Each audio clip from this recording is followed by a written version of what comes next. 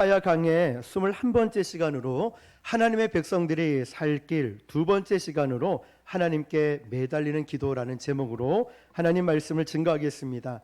우리 지난 시간 혹시 말씀 기억하십니까?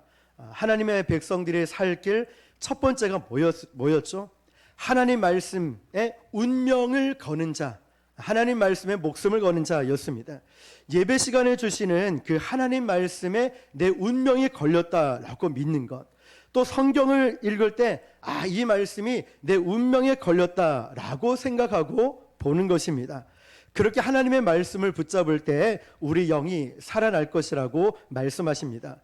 자, 그렇다면 오늘 두 번째 시간으로 기도이죠. 하나님께 매달리는 기도입니다. 6절을 같이 읽어볼게요. 시작. 너희는 여호와를 만날 만한 때에 찾으라. 가까이 계실 때에 그를 부르라. 아멘. 여러분 두 단어의 노란 글씨를 보시면 찾으라, 부르라, 이 말뜻이 뭘까요? 기도하라는 뜻이죠. 기도하라. 기도의 핵심이 뭘까요? 목마름이라는 거예요. 내가 목마름이 있을 때 기도하게 된다는 것. 그런데 여기서 찾으라 이 말뜻은요, 그냥 건성건성 찾으라 이 뜻이 아니에요. 놀듯이 찾으라 이게 아니라 필사적으로 찾으라는 뜻입니다. 부지런히 찾으라는 거예요. 목숨을 걸고 찾으라는 거예요. 여러분, 어떤 산 비탈길에 펜션같이 집이 있었습니다. 그런데 갑자기 그 홍수가 나면서 범람이 일어나고 산사태가 일어나기 시작하는 거예요. 그런데 이 문 안에, 이 집 안에 아이가 갇혀 있는 거예요. 그러면 그 아이의 문이 잠겨 있는데 아무리 열어도 이 문이 열리지 않아요. 그래서 이 열쇠를 찾으러 갈 때 열쇠가 어디 있지? 이런 사람이 있습니까? 열쇠 어디 있어? 막 다급하게 찾지 않습니까? 필사적으로 찾아요, 그 열쇠를. 생명이 걸려 있으니까 그런 거예요. 우리가 하나님을 찾을 때도 하나님의 응답을 해 주시면 좋고 안 해 주시면 그만이고 이런 사람이 있습니까? 아니에요. 주 나를 박대하시면 나 어디 가오리까? 나는 주님밖에 없습니다. 이를 죽으면 죽으리라 필사적인 몸부림으로 하나님께 매달리는 기도를 하라는 거예요. 우리의 기도의 태도는 어떻습니까? 응답해 주면 좋고 아니면 그만이고, 하나님은 응답해 주실까? 이런 마음입니까? 아니면 정말 목에 피가 터져라 창자기가 끊어지는 심정을 가지고 기도를 하고 계십니까? 언제 우리가 간절히 하나님을 찾을까요? 바로 오늘 말씀처럼 만날 만한 때에 하나님을 찾으라고 합니다. 이 말뜻이 뭐냐면 응답도 타이밍이 있습니다. 은혜도 타이밍이 있다는 거예요. 기도의 때가 있고 은혜의 때가 있습니다. 하나님이 은혜를 베푸시는 때가 있고 부흥을 주시는 때가 있습니다. 하나님께서 우리에게 그런 은혜와 예수 믿는 역사, 교회를 잘 다니게 하고 갑자기 불현듯 내가 이렇게 살면 안 되지, 이런 마음으로 하나님이 나에게 은혜를 주시는 때가 있다는 것이죠. 아이들도요, 그 아이들의 가치관이 형성되는 때가 있어요. 그 아이들의 때를 놓쳐버리면 안 돼요. 18살 이전에 예수님을 영접하지 않는 아이들은 80%가 그 후에도 예수님 영접할 기회가 없거나 잘 믿지 않는 통계가 나와 있어요. 18살 이전에 예수님을 믿게 하는 것. 그래서 어린아이 때 복음을 전하는 것, 예수님을 알고 믿게 만드는 것 굉장히 중요하다는 거예요. 그 때가 지나면 끝난다는 거예요. 그렇듯이 은혜도 때가 있습니다. 그 은혜의 그 때에 맞춰서 우리는 반응을 해야 돼요. 어떻게 해요? 하나님을 붙잡아야 된다는 거예요. 자, 고린도후서 6장 2절입니다. 시작. 이르시되 내가 은혜 베풀 때에 너에게 듣고 구원의 날에 너를 도왔도다 하셨으니 보라 지금은 은혜 받을 만한 때요, 보라 지금은 구원의 날이로다. 아멘. 노란 글씨 몇 번이 나와 있죠? 4번이나 나와 있습니다. 하나님은 이 타이밍에 대해서 은혜 베풀 때에 내가 너의 기도를 들을 것이다. 하나님의 귀가 열리고 우리의 음성을 듣고 우리의 기도를 듣는 그 구원의 날이 있다는 거예요. 그 은혜 받을 때에, 구원의 때에 우리가 반응을 해야 되는 거예요. 반응을. 하나님은 그래서 지금 여러분에게 오늘 이 말씀을 주시는 것은 오늘 지금 내가 이 말씀에 반응하라는 뜻이에요. 오늘 부곡 순복음교회에 오시고 오늘 예배에 왔고 오늘 이 목사를 통해서 말씀을 듣고 있다면 지금 오늘 이 시간에 말씀으로 반응하라는 뜻이에요. 반응을 하시라고. 목사님 말씀 잘 전하네, 말씀 좋네, 이게 아니에요. 하나님 앞에 내가 반응을 하라는 것이죠. 만약에 하나님이 여러분이 내일 반응하길 원하셨다면 내일 말씀하시지 지금 말씀하지 않죠. 잘 보십시오. 저는 수요일도 금요일도 주일도 강해 설교를 합니다. 그러면 순서에 맞춰서 설교를 해요. 이 말씀이 오늘 목사님 귀신 같아 이런 말 하면 안 돼요. 어떻게 목사님 오늘 나에게 꼭 필요한 말씀을 주셨지? 이 목사가 준 게 아니라 하나님이 여러분에게 주시는 거예요. 하나님이 오늘 저와 여러분이 이 말씀을 듣고 오늘 지금 반응을 하라는 거예요. 그럼 만약 내년에 필요하면 내년에 이 말씀을 주셨겠죠. 그런데 지금 말씀에 하신다는 것은 바로 지금 이때에 반응을 하라는 말씀입니다. 예수 믿기 전에 보면 우리는 구원받기 위해서 하나님을 찾았죠. 이제 예수님 믿고 나서는 그 은혜, 그 구원을 누리기 위해서는 끊임없이 하나님의 임재를 찾아야만 됩니다. 하나님 나에게 임재하여 주십시오. 하나님 오늘 예배 가운데 내 심령 가운데 임재하여 주십시오. 예전에는 하나님이 얼마나 좋은지 몰랐어요. 그러니까 이전에는 간절히 찾지 않았어요. 하나님이 얼마나 좋은지를 몰랐어요. 그런데 하나님을 알고 나니까, 쉽게 말하면 최고의 음식을 맛보고 나니까 다른 거는 영 마음에 들지 않아요. 좋은 집에 한번 살아보면 웬만한 집은 못 살아요. 자, 그 수준 이후로 내려갈 수 없다는 거예요. 한번 하나님을 맛본 사람은 아무리 TV 프로에 재미있는 게 나와도요, 예배 시간과 절대 타협하지 않아요. 한번 하나님의 임재를 경험한 사람, 뜨거운 기도를 경험한 사람, 성령의 임재와 능력을 체험한 사람은요, 다른 그 무엇과도 바꿀 수가 없어요. 얼마 전에 저희 둘째 아들 하준이가 친구 따라 캠핑을 1박 2일로 갔다 왔습니다. 경주로. 그런데 그 친구 집과 그 같이 간 사람들이 얼마나 잘 사는지 취미가 외제 수입차 모으는 게 취미래요. 우리는 생각만 하잖아요. 그런데 그분은 진짜로 외제차를 모으는 게 취미래요. 그런데 하준이가 그 차를 타고, 둘째가 타고는 포르쉐 스포츠카였다고 합니다. 그런데 타고 코너를 도는데 하나도 몸도 기울어지지 않고 순식간에 앞질러 가고 자랑을 하는 거예요. 그러면서 우리 교회차 타고 가면, 이전에 교회차도 그나마 넓고 좋다고 했는데 이제는 안 좋대요. 그리고 저 이번에 차를 타고 다니면서 아빠 차 얼마짜리요? 갑자기 금액을 묻기 시작하고, 왜 이렇게 불편해? 왜 이렇게 기울어져? 왜 이렇게 차가 안 좋아? 이전에는 그저 좋다고 했던 애가 한번 포르쉐 스포츠카 하루 종일 탔겠습니까? 잠시 그 탄 거 가지고 지금도 자랑을 해요. 그러니까 다른 차는 눈에 차지도 않는 거예요. 한번 그걸 타고 나니까. 저는 지금 우리 교회 차도 제 차도 너무너무 좋은데 그 외제 수입차 스포츠카 한번 탔다고 얼마나 자랑하는지. 핸드폰이 없어 사진을 못 찍었다 이러면서. 자, 여러분, 우리도 마찬가지로 정말 진짜로 하나님을 만나고 경험하고 나면 아무리 유튜브에, 아무리 드라마에, 아무리 뭐가 좋아도 성에 차지 않아요. 진짜 하나님을 경험한 사람은요, 이 예배 시간이 얼마나 귀한지, 이 찬양 시간 땀을 뻘뻘 흘리면서 그 하나님의 임재를 경험하는 찬양, 이 기도, 예배, 교제 얼마나 귀한지 모릅니다.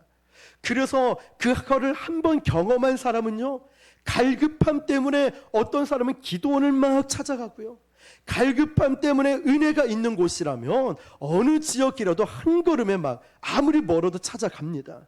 왜냐? 우리에게는 세상이 줄 수 없는 기쁨에 대한 목마름이 있거든요. 그래서 끊임없이 우리는 기도하게 됩니다. 그런데 이 기도는요, 집사님 저 기도 좀 하세요, 이런다고 되는 게 아니에요. 누가 강압적으로 말한다고 기도하게 하는 게 아니에요. 그냥 기도가 목이 말라져요. 목마름이 생겨요. 기도 좀 해야 되겠다. 하나님의 임재, 하나님의 사랑이 고프다. 그걸 경험하고 싶다. 이런 심정 말이죠. 우리에게는 하나님만이 채울 수 있는 공간이 있기 때문에 그래서 가까이 계실 때에 그를 부르라고 합니다. 여기서 부른다는 말은요, 큰 소리로 간절히 부른다는 뜻이에요. 진짜 기도는 간절히 한다고 했죠. 큰 소리로 합니다. 물론 작게도 간절히 할 수 있어요.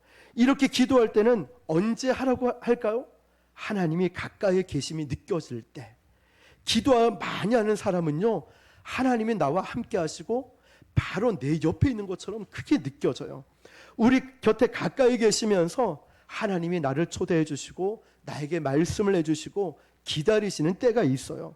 하나님이 바로 내 옆에서 말씀하시는 때가 있다는 거예요. 얘야, 지금 너는 은혜 받을 때야. 너 다른 거 하지 마. 얘야, 너는 지금 하나님 말씀을 들을 때인데 왜 자꾸 세상의 음성을 듣고 이 사람 저 사람 말을 듣고 다니니? 아니야, 아니야. 나에게 와. 얘야, 너는 지금 기도할 때야. 다른 데 가지 마. 네가 지금 엎드려서 시간을 내서 기도하면, 마음을 열고 기도하면은 내가 너에게 은혜를 베풀어 줄게. 내가 너를 살려줄게. 내가 너를 고쳐줄게. 내가 너의 병을 고쳐주고 너의 막힌 숨통을 열어주고 너를 해롭게 하는 사람들 내가 다 처리해주고 너를 지켜줄 거야. 그러니까 걱정하지 마.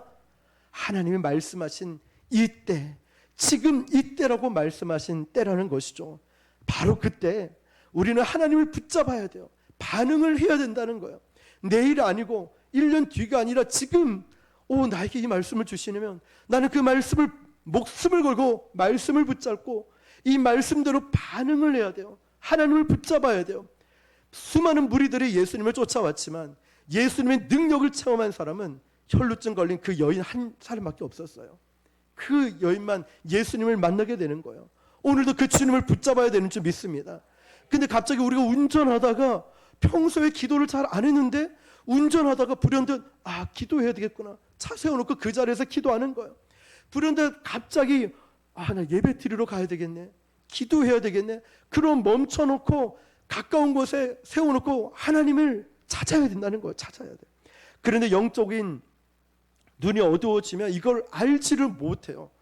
하나님은 가까이 계신데 내가 그걸 느끼지를 못해요. 그래서 하나님을 느낄 수 있는 유일한 방법이 뭐냐면 하나님께 간절히 기도하는 것입니다. 하나님을 찾고 하나님을 부르짖는 거예요. 그래서 기도하는 사람은요, 자기 바로 가까이에서 하나님이 나와 함께 하시고 나를 인도하시는 게 느껴집니다. 하나님이 나를 보호하시는 게 느껴져요. 계속 기도하는 사람은. 그런데 기도하지 않는 사람은 하나님이 멀리 있다고 생각해요. 그리고 도대체 하나님이 어디 계신지를 모르겠다고 합니다. 기도 안 한다는 뜻이죠.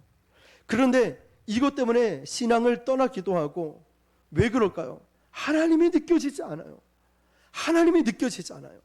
그런데 기도함으로써 하나님의 임재를 느끼는 사람은 어떤 환난이 와도 하나님을 의지하는 이 믿음을 계속 유지하고 있어요.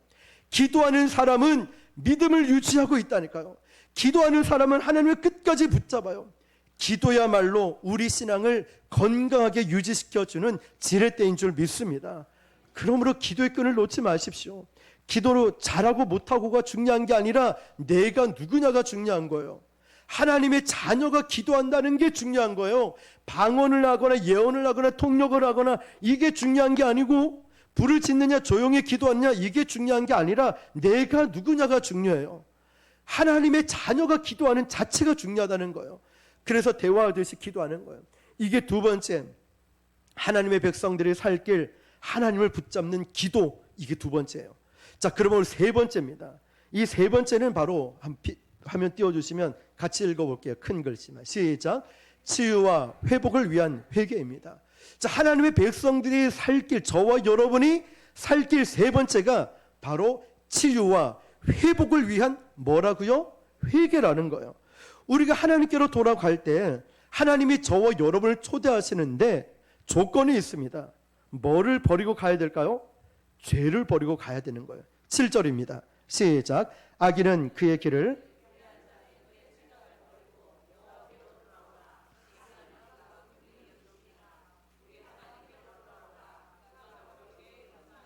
아멘. 자, 여러분, 우리가 비행기를 타고 외국을 가든 어디 가면 공항에서 어김없이 거쳐야 되는 곳이 있어요. 어딜까요?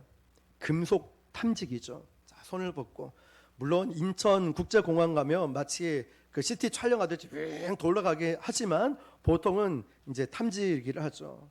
그래서 삐삐 소리가 나죠. 그러면 우리 뭘 버려야 되냐? 거기서는 무기류, 화학류, 아니면 액체류, 가득 찬 거 이런 거 다 버려요. 일단 버립니다. 그러면 비행기를 타고 목적지는 갑니다. 버려야 갈 수 있다는 거예요. 거룩하신 하나님과 교제하기 위해서도 우리가 버려야 될 게 있어요. 뭐냐면 죄를 버려야 되는 거죠. 불편합니다. 이 죄를 이거를 버려야 되냐? 세상이 좋은데, 세상 쾌락, 세상 즐거움이 좋은데 버려야 하나님을 만날 수 있다는 거예요. 버려야 되는 거예요. 악인의 길과 불의한 생각을 같이 옆에 두고 오라는 게 아니라 하나님은 버리고 오라는 거예요. 하나님은 모든 죄가 생각에서 비롯된 것 때문에 세상에서 만들어진 가치관과 생각, 이런 생활 패턴들을 버리고 하나님의 임재 가운데 나오라고 하십니다. 에스겔 18장 31절입니다. 시작. 너희는 너희가 범한 모든 죄악을 버리고 마음과 영을 새롭게 할지어다. 이스라엘 족속아, 너희가 어찌하여 죽고자 하느냐? 아멘. 하나님, 날 새롭게 해주십시오. 변화시켜 주십시오. 나 정말 새로워지길 원합니다. 그러면 조건이 있죠. 뭘 하라고요? 죄를 버리라는 거예요. 아니, 죄로 꽉 잡고 있으면서 새롭게 해달라고? 말이 안 맞죠. 죄를 버려야 영이 새로워진다는 거예요. 회개하지 않고 죄를 그대로 끌어안고 있으면, 야, 너희가 어찌하여 죽으려고 그러느냐? 죄를 끌어안고 있으면 안 된다는 거죠. 간단히 말해서 두 가지로 요약됩니다. 버려야 될 것과 채워야 될 게 있어요.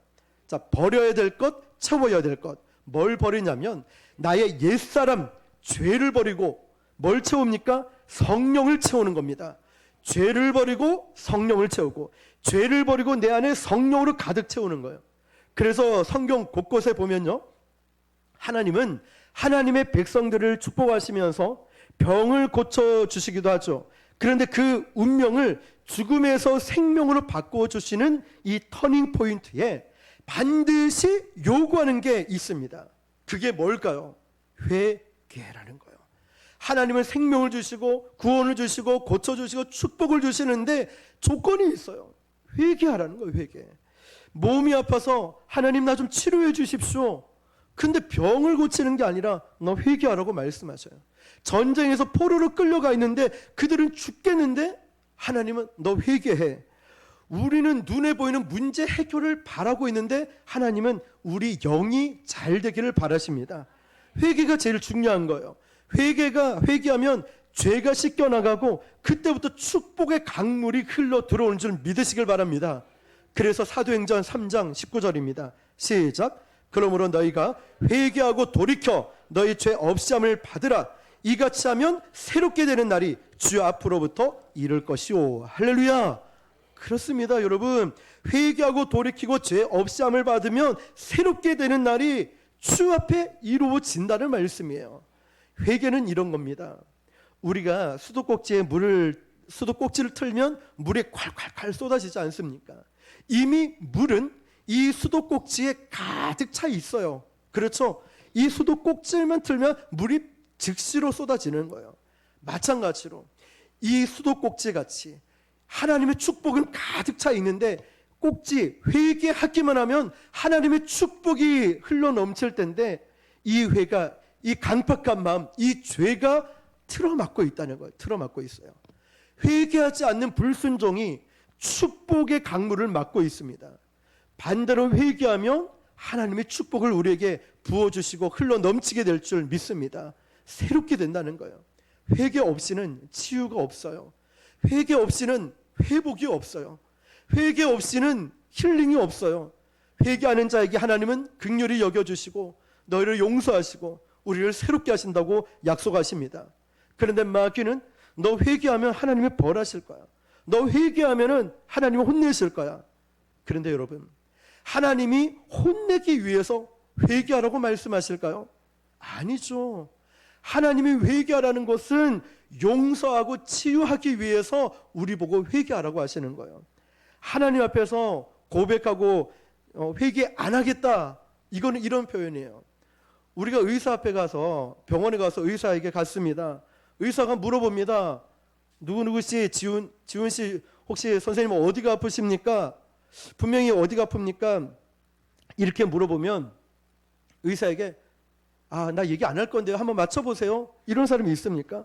아니죠. 의사에게 우리가 내가 어디 아픈지를, 머리가 아픈지 어깨가 아픈지 다리가 아픈지 얘기를 하면 그래야 의사가 정확한 진단을 내리고 정확한 치료를 통해서 우리를 고쳐줄 거 아니에요. 그러면 우리가 의사 앞에 와서 얘기하는 게 어떤 의미입니까? 의사가 물어보는 건 나를 치료하기 위해서 물어보는 거예요. 정확하게 치료하기 위해서.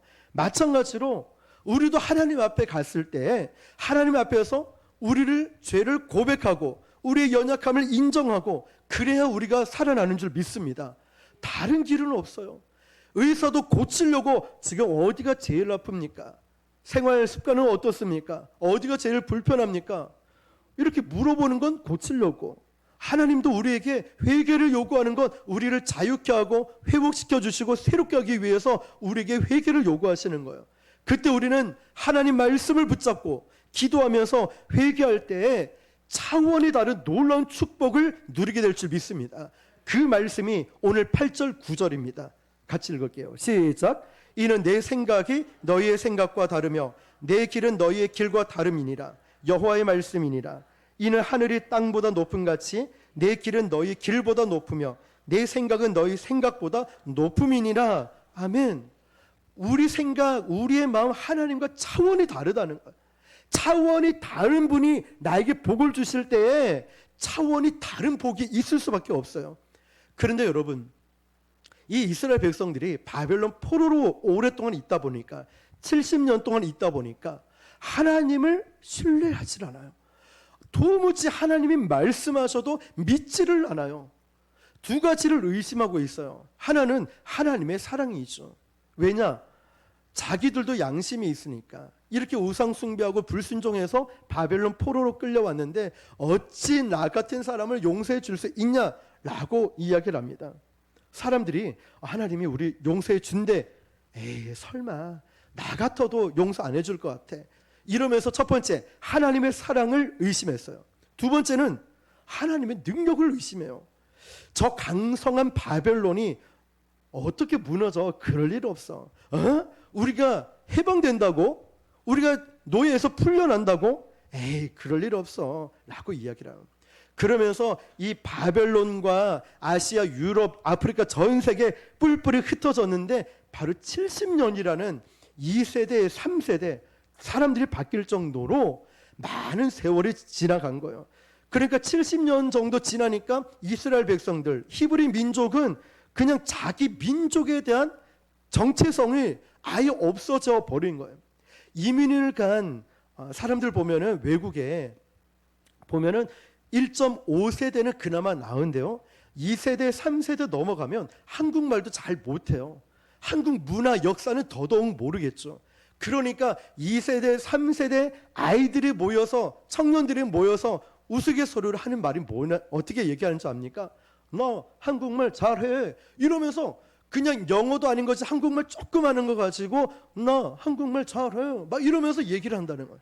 자기네들 자랑이에요. 역사도 문화도 아무것도 모른 채 그냥 너는 한국말 잘하니 이러면서 그냥 그렇게 얘기를 하고 문화 정체성이 없어져 버려요. 2세대, 3세대, 20년, 30년.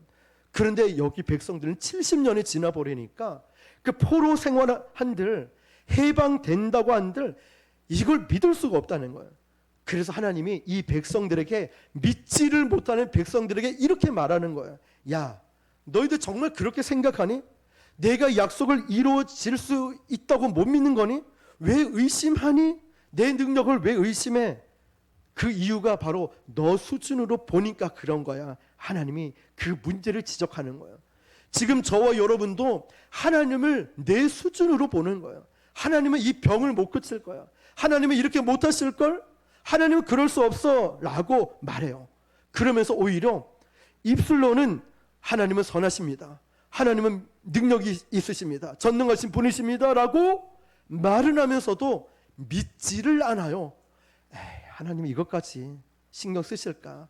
이렇게 고쳐줄 수 있을까? 내 문제를 해결해 주실 수 없을 거야, 어려울 거야 하면서 하나님을 내가 걱정을 해주고 있는 거예요. 오히려 하나님의 길은 오늘 말씀처럼 우리 길과 다르고 하나님의 생각은 우리 생각과 다릅니다. 다른 정도가 아니라 하늘과 땅 차이라고 말씀하셔요. 프로 바둑기사 9단 정도 되면요, 1단이 보는 이 바둑의 길 수를 수백 개 이상 그 길을 다 본다라고 합니다. 신산이라고도 하죠. 그럼 하나님의 수가 어느 정도나 되겠습니까? 우리 수준이야 기껏 해봐야 이 정도죠. 그렇지만 전능하신 하나님의 수준으로 볼 때는 우리가 생각지도 못한 놀라운 길이 있다는 것입니다.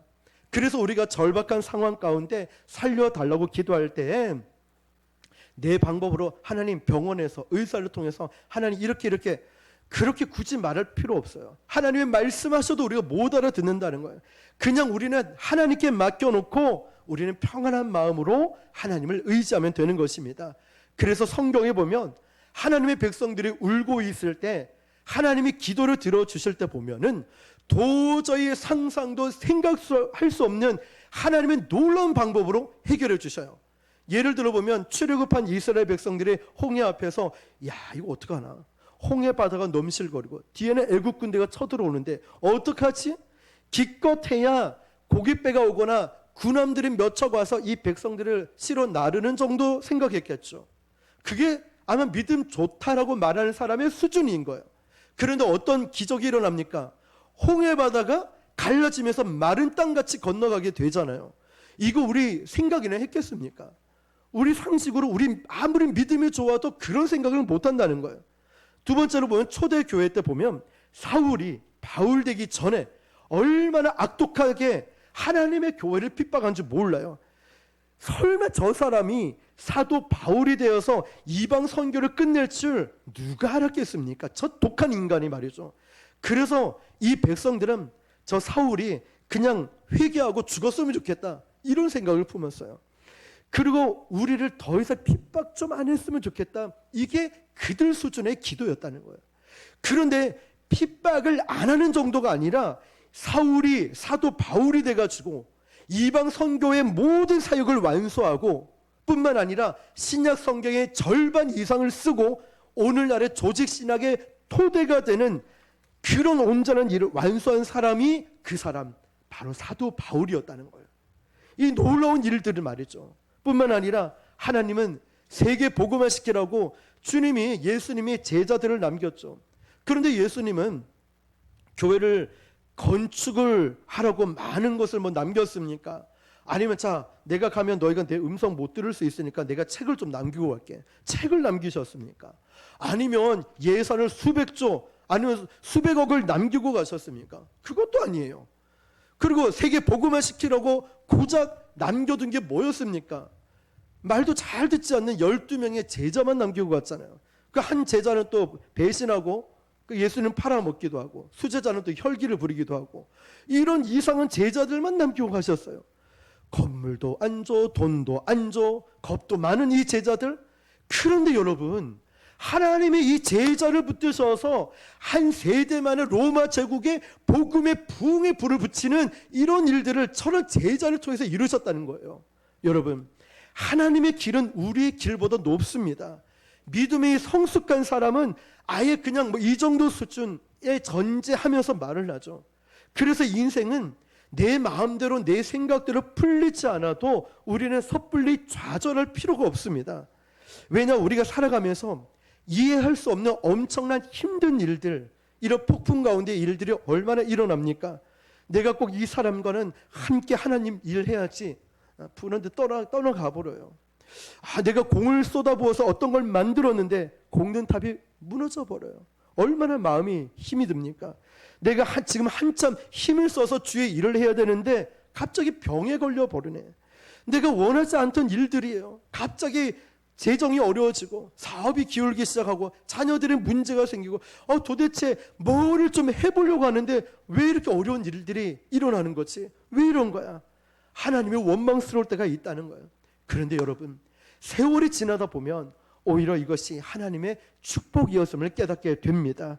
내가 원했던 문이 열리지 않았는데 나중에 보니까 또 다른 문을 갔는데 시간이 흘러서 보니까 이것이 정말 하나님의 큰 은혜였구나. 나는 저 사람이 전부인 줄 알았는데 시간 지나서 보니까 다른 사람을 만났는데 이 사람이 진짜 진국이었구나. 여러분, 하나님은 실수가 없으신 분이십니다. 지금 당장에 이 길이 이해가 되지 않는다고 해서 하나님이 틀렸다라고 말하지 마십시오. 우리 주님이 이렇게 말씀하셔요. 내 길은 너희 길보다 높다. 하늘이 땅보다 높은 같이 나의 생각은 너의 생각과 다르다 말씀하십니다. 그러므로 여러분, 하나님을 신뢰하십시오. 하나님을 끝까지 믿으십시오. 이 길이 내가 원하는 길이 아니라 할지라도 끝까지 하나님을 붙드시길 바랍니다. 시간이 지나 보면 이게 정말 하나님의 뜻이었구나. 이런 일들이 일어날지 누가 알았겠나. 이런 놀라운 부흥이 우리 교회를 세계적으로 열방 가운데 쓰실지, 우리 권사님, 우리 장로님, 우리 청년들 이렇게 변화될지 누가 알았겠냐. 이게 하나님의 생각인 거예요.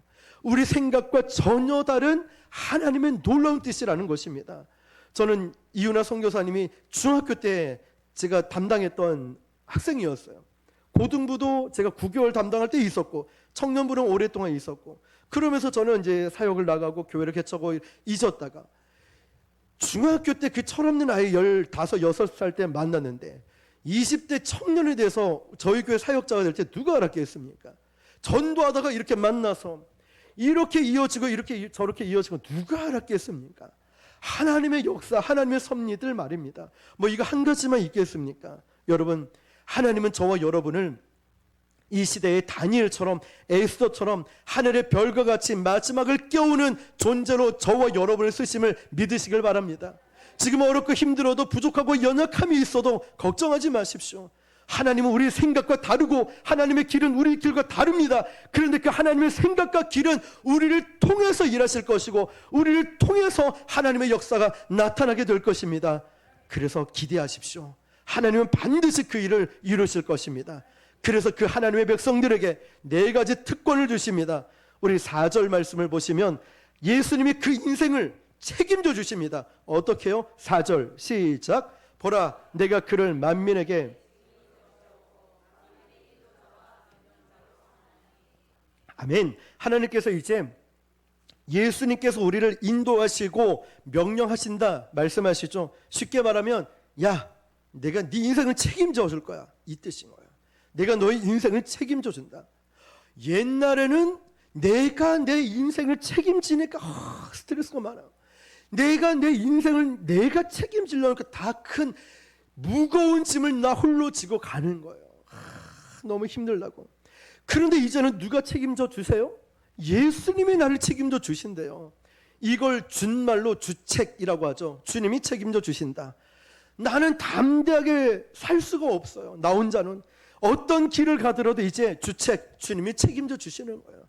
그러니까 주책 바가지가 돼야 돼요. 우리 주책이 주님이 책임져 주신다는 거예요. 그러니까 이제 두렵지가 않습니다. 할렐루야. 우리는 두렵지 않아요. 두 번째 보면 하나님이 부흥의 바람을 불어주시는데요. 5절입니다. 시작. 보라, 내가 알지 못하는 나라를 내가 부를 것이며 너를 알지 못하는 나라가 내게로 달려올 것은 내 하나님 곧 이스라엘의 거룩하신으로 말미암음이니라. 이는 그가 너를 영화롭게 하였느니라. 아멘.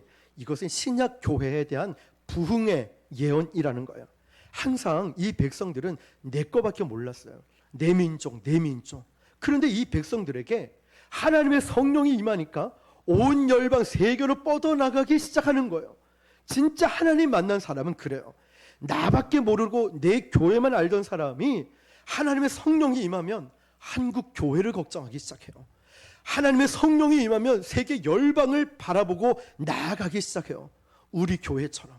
우리 교회도 개척하면서 할 일도 많고 신경 쓸 일 많은데 주변에 힘든 목사님, 힘든 교회를 보면 너무 마음이 아픈 거예요. 그냥 그 교회가 아니라 하나님의 교회니까. 그래서 어제 정말 수영구 쪽에 그 아내 사모님이 몇 달 전 암으로 소천하시고 지하교회에서 힘들게 목사님은 너무너무 좋으신 거예요. 인자하시고. 그런데 일어날 힘이 없다고 하는 거예요. 가서 위로, 저가 뭐라고 그냥 위로 한마디에 눈물 툭툭 흘리면서 또 어떤 말씀에는 활짝 웃으시기도 하면서 목사님, 제가 기도하고 제가 섬길 수 있는 부분들은 기도하면서 또 찾아보겠습니다. 이 목사님이 나오면서까지 거의 한 60 후반 70대 되시는 목사님이 그저 90도로 인사하시면서 너무너무 와줘서 고맙다고. 제가 뭐라고요? 우리 교회가 뭐라고요? 본인도 이제 부곡 순복음 교회를 위해서 기도하겠다고 말씀하시는 건 이렇게 위로해드리고 이렇게 도움을 드리고 하니까 어떤 분이, 누군지도 모르는 분이, 제가 그 SNS에 페이스북에 이런 사연을 올렸더니 헌금을 또 보내왔더라고. 어제 보니까 누군지도 몰라요. 처음 보는 이름이에요. 그래서 그대로 이 헌금을 그분의 목사님께 보내드리려고 합니다. 여러분, 복음은요 이처럼 한계를 뛰어넘게 만들어요. 우리 교회에 복음이 있으니까 우리 교회 수준은 이만큼인데 한계를 뛰어넘게 만들어요. 그러니까 성시와의 회의 때 얼마 전 가니까 그 코스타 월드 집회 진행위원 모임이 있어서 가니까 그 진행하는 목사님이 그러시더라고요. 복음, 긍정적 믿음이 있는 사람은 한계를 뛰어넘고, 부정적이고 늘 원망하는 사람은 한계 하나도 없다, 이러는 거예요. 한계 하나도 없다고. 부정적이고 믿음이 없고 막 이런 불평하는 사람은 돌아보니까 한계 하나도 없는 거예요. 근데 믿음으로 선포하고 복음을 붙들고 나아가는 자는 내 한계를 뛰어넘고, 부정적인 사람은 한계 하나도 없고, 이 차이가 있다고 말하더라고요. 엄청난 마귀의 공격이 있음에도 불구하고 하나님이 우리에게 부흥을 주실 때는 많은 사람들이 몰려오고 우리는 또 세계 열방으로 나아가게 될 줄 믿습니다. 이게 하나님의 은혜라는 거죠. 세 번째입니다. 이제 하나님의 백성이 이 말씀이 그대로 이루어지는 은혜를 누리는데요. 11절 시작. 내 입에서 나가는 말도 이와 같이 헛되이 내게로 돌아오지 아니하고 나의 기뻐하는 뜻을 이루며 내가 보낸 일에 형통함이니라. 아멘. 회복된 하나님의 백성들의 인생에 하나님의 말씀이 하나도 떨어지지 않는 거예요. 우리 삶에 이루어진다는 거예요. 오늘도 이 하나님의 말씀이 예배당을 나가는 그 순간부터 이루어지게 될 줄 믿습니다. 아무리 암담한 현실이라도, 답이 보이지 않는 미래랄지라도 우리가 모르는 하나님의 사람을 보내서 도와주거나 아니면 생각지도 못한 방법들로 인하여서 하나님의 뜻이 우리 가운데 이루어질 줄 믿습니다. 그러니까 하나님의 백성들은 하루하루가 막 흥분이 되는 거예요. 이야, 어떻게 하나님 말씀이 오늘 이루어질까? 오늘 이 예배당을 떠나는 그 순간부터 고질적인 고민과 슬픔과 아픔이 우리 주님이 달고 계시는 이 부분 가운데 그대로 하나님의 놀라운 축복이 땅에 떨어지지 않고 이루어질 줄 믿습니다. 마지막 네 번째입니다. 믿는 자의 인생은 마찬가지로 말씀이 그대로 이루어지는데요, 그 인생을 하나님의 기쁨으로 충만하게 채워집니다. 기쁨으로. 12절 마지막입니다. 시작. 너희는 기쁨으로 나아가며